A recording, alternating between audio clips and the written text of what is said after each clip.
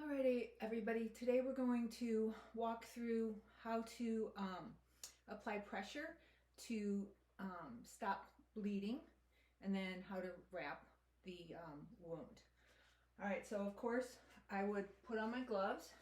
You have gloves at home, or you're going to pretend put on gloves. I don't ever want to touch anybody else's body fluids. I'm going to ask the victim if I have permission to help. I'm trained in first aid. Okay. And so if they have a wound, I'm going to put my gauze pad on, and I'm going to hold pressure here. So I hold pressure, and you're going to do this the same way when you task off from me.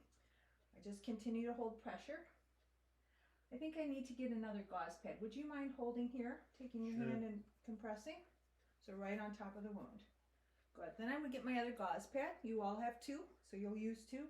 And now I'll switch with you on 3. 1, 2, 3, and I'll compress again. I never remove a gauze pad, I only add more. And again, I'm going to put some firm pressure on here.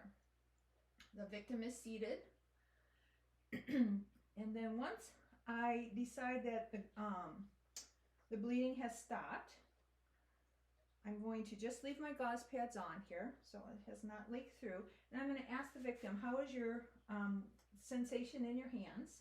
Your fingers. It's good. And I can tell that they're warm and their color looks good. Do you have any numbness or tingling? No. Okay. All right. And then again, I'm going to ask them to just hold this in place. You can add a little more pressure. And I'm going to take my wrap that you all have. Now, for those of you who have changed toilet paper before, you know that toilet paper comes off from the front of the roll or from the back of the roll, right? If this was hanging in your bathroom, if you were looking at it this way, it comes from back. If you were looking at it from this view, it comes from the front. Whenever I wrap someone's wound, for me, it's easier if it comes from under and I move away here. It's just easier to handle.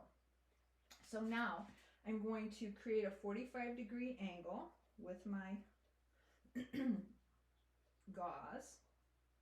Good. I'll take over now. And then I'm going to come under and again just wrap. Once I've gotten one full revolution with my bandage, I'm going to take this tail end, the dog tail. It's a little triangular place, or piece, sorry. And then I'm going to wrap and catch it. Now I'm going to move forward up toward the heart. I never want to wrap away from the heart. That'll cause issues. So I continue to move up. I overlap each time. Now I'm going to take my gauze, or my wrap, and from here, I'm going to wrap one last time. I'm going to take my index finger underneath.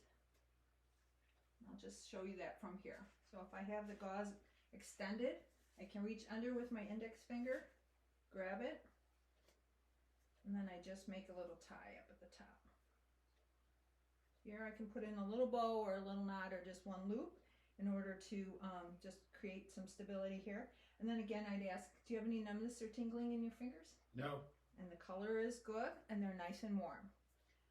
All right, and then off you would go to the next step. And I'm just gonna re-show you this one more time. As I finish wrapping, I hold the gauze in one end and then I reach my opposite finger under and just create a loop. And I'm just gonna tie that. I treat this one side, it's really got two pieces here, but I'm going to treat it as one, kind of like a shoelace, and then tuck it under. And then as always, I would take my gloves, remove them in the way that we learned how to remove them, and dispose of them. Alrighty.